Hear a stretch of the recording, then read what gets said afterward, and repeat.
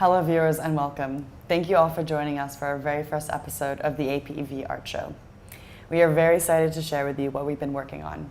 My name is Chloe and I'm an expert in the Hong Kong film industry. And my name is Grace and I'm an expert in the Hong Kong contemporary art. At APV, we always hope to champion the very best of the Hong Kong creative scene. Our show hopes to do exactly the same. During these trying months, we want to continue to work with our community to help creatives flourish. Everyone is suffering immensely, though we hope through community dialogue, we can help to re-stimulate these scenes.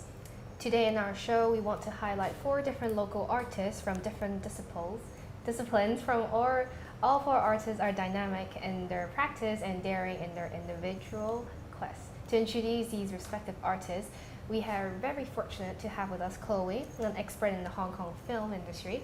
Later we have Rita, an expert in Hong Kong sound art, and Angel, an expert in the Hong Kong theater, and I'm the expert in the Hong Kong contemporary art. Thank you very much, ladies, to be with us today. So let's start our main topic now. So the art scene in Hong Kong has taken a massive hit during the pandemic. Chloe, as a film expert, can you please give us an assessment on the effect on the virus on the film scene? Sure. I mean, the film scene has definitely taken a significant hit, already in pretty poor shape because of the lack of funding, because of all the funding going to China and the recent upheaval in Hong Kong. The virus has really pushed the local film scene over the edge. Projects suspended or cancelled, shoots entirely cancelled. I would say people are, of course, unable to travel to work. It has been extremely difficult. Can you please give us an example of the cancellations that have happened? Well, naturally, upcoming projects have been cancelled as film sets had to close in both Hong Kong and China. Investors also remained wary during these times or pulled out their funding entirely. Another case is the movie Suk Suk, where despite opening to relative acclaim overseas, the virus has shortened its release in Hong Kong, and thus there was a very limited release in Hong Kong and a very limited reception locally, which is a huge shame for the director and for the project as a whole after working so long on their project. Please do share more about this director and the project. Sure, I would love to talk a little bit about Ray Young. Ray Young is a Hong Kong filmmaker. He's a very exciting young director from Hong Kong who writes, directs, and produces a lot of LGBTQI+ films, mostly featuring Asian subjects. Young's films mainly deal with the issues of coming out, cultural expression, and also transnational relationships. His most recent film, Suk Suk, as I mentioned before, was about 2 grey and gay subjects who he says are a topic that aren't usually focused or featured at all in LGBTQI similar cinema, especially not in Hong Kong. This movie actually got relative international acclaim, as I mentioned, despite winning the Hong Kong Film Critics Society Award. The film actually didn't receive that much acclaim locally amongst the public because of its limited release, but also the director thinks because of the prejudices and because of the judgments that still exist within the Hong Kong community and how they feel about the gay and grey category or LGBTQI+ issues in general. I personally think Young is a pretty important director because he does not shy away from these themes that are important and that might make people uncomfortable, especially in Hong Kong. He really wants to push the boundaries so that people in Hong Kong can learn and be educated, and on the other side, that people who are marginalized and people who are represented in his films can feel like they're able to express themselves and there is free space in Hong Kong for them to be who they are. Oh, so thank you, Chloe. An important story to be told. Let's hope Ray Young continues to push the boundaries in Hong Kong and tackle such issues. We are now going to have a short intermission from our panel discussion to bring you a short introductory video about Chloe. Please enjoy. Hello, welcome back to my personal blog. Today I invited a special guest to join us in today's video. Her name is Chloe and she's a news intern in APV. Let's go find her right now.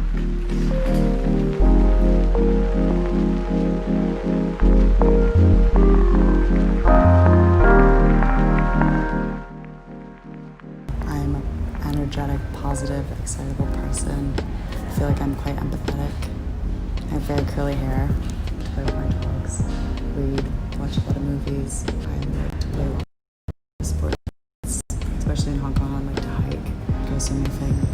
I hate fast food a lot. I think it's disgusting. I think it's one of the major problems of this world. I would never eat fast food unless it's maybe some Chinese, like Choi food, if you consider that fast food. I love TV shows a lot. I love movies a lot. I think they both serve incredibly important purposes. That's one of the reasons I wanted to get into film, because of the impact that TV and movie have had in my life and how much I've relied on them since I was young. I just love them. I think my spirit animal is a hippo, because I'm cute at times and I may seem cute, but I can be really aggressive when I want something. Some of my obsessions are fair trade goods, matcha green tea. I love matcha a lot, but I hate matcha. That's not the good stuff and not Japanese. I feel like I have them all the time, in particular because of COVID and the new national security law and Black Lives Matter and all these kind of more topical events. I feel like I'm constantly discussing these issues with people and trying to come to consensuses or trying to understand both sides. So I feel like perhaps I'm not solving any problems, but I'm definitely trying to rationalize certain issues in my mind and like solve problems within myself. I am a good conversationalist. I have limited fears, even though some of my fears can be really overwhelming. I think I know how to manage them better now, and perhaps that's a strength of mine. My weaknesses are abundant. I have many weaknesses. I am way too impulsive, but also I can be overly intrinsic. Being more self-sufficient. I feel like I need to be more of a self-starter type of person, but sometimes I look for advice or help from other people too much. I can be really selfish at times, and I always try to selfishness, which I feel like is a massive negative. I also can't say no to people who I really love, which I think is a bad thing only because I waste a lot of time doing kind of mundane things for people when I really could be using that time better. But I find it hard to say no to people. But I'm definitely not a people pleaser. I feel like I only care about like the opinions of people like within my circle and that have really seen me grow. My crippling fear and weakness is that people around me will die or something really bad will happen to them before something bad happens to me. And so I live in fear of like things going wrong. To be able to decide my own future and change my future, actually. To be able to put in place events that happen in the future and ensure that they happen. So basically a God complex. My favorite TV show is The Thick of It. It never fails to make me laugh. Is Carlton from AFL, Go Blues. Put on Egyptian magic, eat my digestive pills, and then put in my earplugs. Face mask, my AirPods, and my lucky charm. Ariel, Mulan, and Pocahontas. Dance naked, sing to Beyonce, and paint. The Thick of It, my sister, and my dogs. That was fun. Thank you so much, Chloe, for introducing herself. Unfortunately, this is the end of today's video. So if you enjoyed it, please share, like, and subscribe to my YouTube channel. Bye! See you next time! Welcome back. That was a short introductory film about Chloe. Hope you all enjoyed it. Moving on, let's talk about local art. Grace, you're an expert in the Hong Kong contemporary art scene. I hear you have an upcoming exhibition with a local sculpturist. Please tell us about it. Yes, indeed. I've been following this artist, Rosanna Lee Wai-Han, for some time now. Her work has really captivated me. So Rosanna Lee Wai-Han is a Hong Kong ceramicist and design educator, well known for her whimsical clay work of people going about their daily affairs, known as signature ceramic fat lady sculptures. Rosanna Lee's work is characterized by smooth fluid lines, as well as very down-to-earth localized subject matters. She takes Hong Kong as a theme, using what she sees, hears, and feels as a source of artistic inspiration. This coupled with Lee's long-time experience in creating with a clay medium and making her art, so a sense of intimacy for local viewers. After casually dabbing in sketchings and drawing comics in her youth, Lee later developed a passion for clay. In her hands, clay is malleable and handy as a paintbrush compared to a painter. Her ability to manipulate and mold the material has allowed her to create highly vivid characters and full of nerve and humor. Although her trademark and about male and female figures are plump and defiant of today's aesthetic standards, they are endowed with a nimble grace and good humor. It is always a pleasure to support female artists. I actually heard that she studied at the Hong Kong Polytechnic University. Yes, not only did she study in PolyU, she is now an associate professor there. She is also a consultant in the Hong Kong Museum of Art and the Hong Kong Museum of Heritage, and her work is currently being temporarily exhibited in the Hong Kong University of Science and Technology.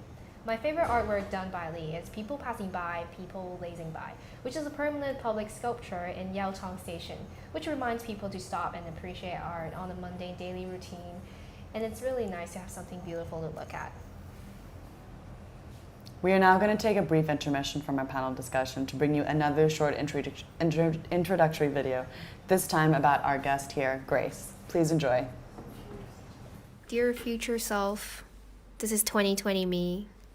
It's me, Grace. Here's a message to my future self. With love from me, Grace. My favorite quality of myself is that I'm a listener, and if my friends have any problems, I'm willing to be there for them and spend time with them. If I were to describe myself, I'll say I'm sociable, carefree, and I'll say easygoing, and also pretty sleep deprived. What would I do every day for free? I guess I'll go on social media, since that's what I do 24/7 anyway.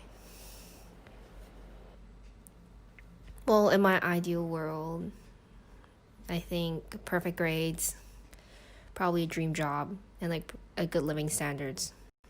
It's okay if I'm not that rich, but I just want to live in a nice apartment that I designed myself.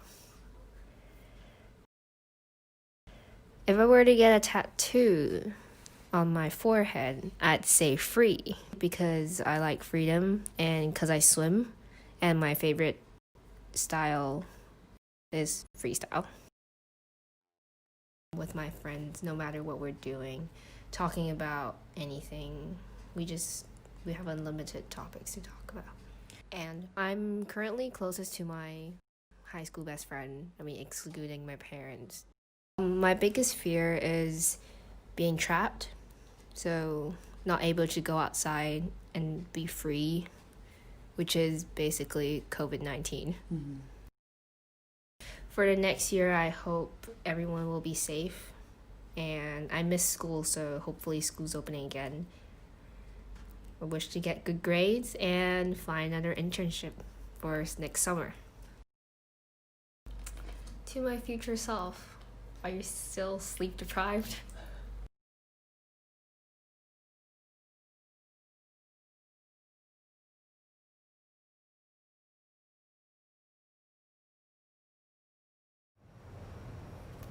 Wonderful videos, and wonderful to get to know Grace a little bit better. Thank you very much for sharing. Now we'd like to return back to our panel discussion.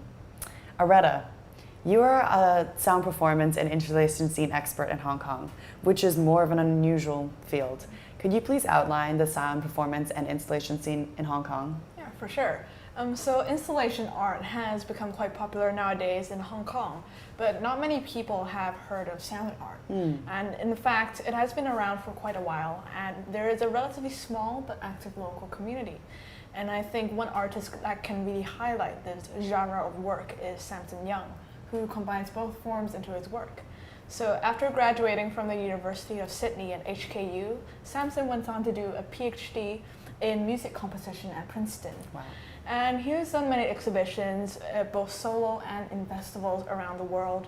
And he works with mediums such as paintings, multimedia work, and of course installations. Mm-hmm. But then the most unique element of his work is his extensive use of sound, which is supported by his knowledge of the fundamentals of music. And these works usually are in relation with themes of war, identity, and sometimes cultural political borders. And representing Hong Kong, he has won numerous prizes, including the BMW Art Journey Award in 2015, as well as the inaugural SICK Prize just this year. You mentioned cross-cultural borders. I can't help think about his own home, Hong Kong, where we have quite a significant border here. Can you please talk a little bit about his experience and perhaps some of that influence on himself? So when you look at his work, you can see the various cultural influences that are present inside them, perhaps due to his diverse background. And so Samson not only looks to his own roots in Hong Kong, but he also touches upon global issues, merging these ideas and concepts into something that everybody who sees his work can relate to and understand. So for his piece, Liquid Borders in 2012 to 2014, he visited restricted zones along the HK mainland border.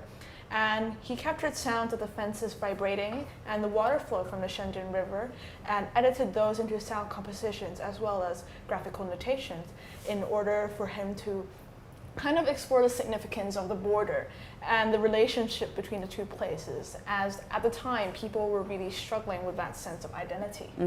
As for his 2015 pastoral music exhibition in New York City, it contained the piece Nocturne, where he observed silent footage of night bombing videos, and then he tried to recreate the sounds of destruction with household objects. And so he was just trying to figure out this perception of violence from people, as well as question the glorification of extreme acts, which was something he found really perplexing and shocking. And so, as of this moment, most of his focus is on overseas shows. He does have a number of running and planned exhibitions in Kyoto, Tokyo, and India, as well as participating in the Bang on a Can online marathon in August. So despite this virus situation we have at the moment, we'll still be able to see his work in the near future. Thank you so much for sharing, Areta. It was great that we have the ability to have such a range of different artists all feature within this particular show. We must say that when we started to plan for this show, we had painters and filmmakers that we wanted to include. However, we really wanted to expand our scope and we wanted to include artists that were a little bit more unique. So it was wonderful that we had the sound expert, Areta, who could join us today. Now we would love to welcome Angel. Angel is a local theater expert of Hong Kong. She has been working intimately with the Hong Kong theater scene for many years now. Angel, thank you so much for joining us. What has the impact of the virus and upheaval in Hong Kong been on the local theater scene? Could you please explain? Yeah, this has been very significant and saddening, and one person in particular who has really suffered is Joey Leung, who is a stage performer, a very well-known stage performer in Hong Kong. He's a graduate of the Hong Kong Academy of Performing Arts in 2001, and he is the founder of Windmill Grass Theatre, established in 2003. And he has been stage performer, director of music videos, and also host of TV shows, etc. And he always promotes LGBT through different kinds of work, and he has always wanted to write a script about LGBT once every 2 years to promote that. He reveals current social issues in his shows, like political issues or environmental issues, and he said that drama could always reflect his feelings or point of view towards life. And during the COVID-19, all performances were cancelled due to this disease, and he's now an amateur farmer of Sun Heng Farm. He's not using that to make a living, but to promote the prominence of agriculture in Hong Kong. And during the interview, he said that thoughts and emotions towards nature were developed during the process, which also makes him a better actor who has various feelings. And there are some significant performances by him, which is The Best Day in My Life in 2019. He's the playwright and the leading actor, and he has also gained an award from this performance. And he has also been the leading actor of The Normal Heart, which is performed in 2019, and he's the leading actor, and the script is written by Larry Kramer, and the story is about the outbreak of AIDS in the 80s, when everyone thinks that only gay people will suffer from this disease, and how the protagonist try to let artists know the truth behind AIDS is what he's showing in this drama performance. And also another very significant drama performance by him is The Little Hong Kong in 2007, and he's the leading actor of this performance, and the script is inspired by the British comedy named Little Britain, and 10 stories about 10 circumstances which are always happening in Hong Kong are included in this script. And the script is a sarcastic black comedy, and it reflects the dark side of Hong Kong people. Thank you so much for that, Angel. A wonderful account of a wonderful performer. The virus has forced cancellations all around town. It has been extremely challenging and tragic for local artists. We must remind you to please continue to support all these local artists. Yes, I'm very glad we are doing this show to draw the attention to our local talents. That's it for today from our show. So from us here at the APV Art Show, we want to say thank you so much for joining us. We look forward to seeing you next week on our next episode. Thank you so much. Bye now. Bye.